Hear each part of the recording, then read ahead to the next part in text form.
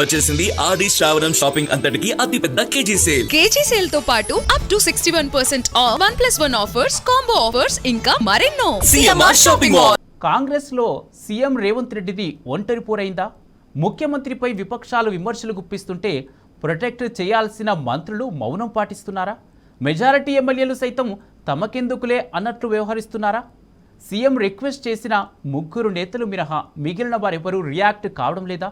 దెబ్బకు రేవంత్ రెడ్డి స్వయంగా కౌంటర్ ఇవ్వాల్సిన పరిస్థితి ఏర్పడిందా? Let's for the story.